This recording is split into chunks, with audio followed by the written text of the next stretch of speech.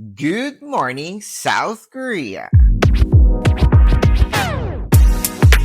First day in Korea, syempre, lahat tinanghali ng gising. Tulog pa nga ang lahat dahil 4 a.m. na kami nakapag-check-in. Since wala namang kasamang breakfast ang kinuha naming room, nagluto muna ako sa nabili naming noodles kagabi. And this is my first official meal dito sa Seoul. After ko kumain ay ginisi ko ng lahat para makapag-prepare. Dahil meron nga kaming nakaset na tour ngayong araw. Since big group nga kami, nag-rent na lang kami ng 2 private cars para samahan kami sa pag-iikot dito sa Seoul. Dahil lunchtime na nga kami nakaalis dito sa hotel, naghanap muna kami ng makakainan. And since andito na nga tayo sa South Korea, ano pa nga ba ang hahanapin natin? Isang masarap na authentic Korean food.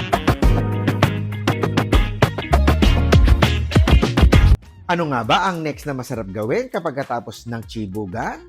A quick nap. And after a long drive, nakarating na nga kami sa aming first destination, sa Everland Resort. Honestly speaking, hindi namin nasulit ang aming Everland experience dahil late na nga nagising ang mga people at ngayong araw nga ay New Year's Eve. Early closing pala ang Everland today. Pero ang mga Pinoy, papayag bang hindi maging masaya ang every moment? Eka nga nila, every family bonding is happiness. This is not our first and last visit here in South Korea. Kaya naman ang family looking forward for our next visit.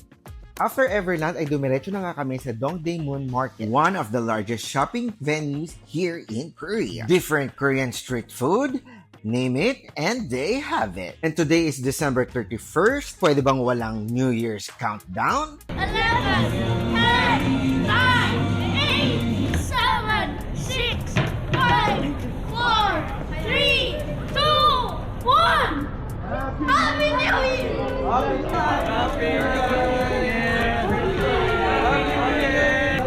Happy New Year! This is it, our first official day here in Seoul, South Korea. At sa lahat ng mga nanood ng vlog kong to, Happy New Year everyone! Thanks for watching! Kita-kits sa part 3.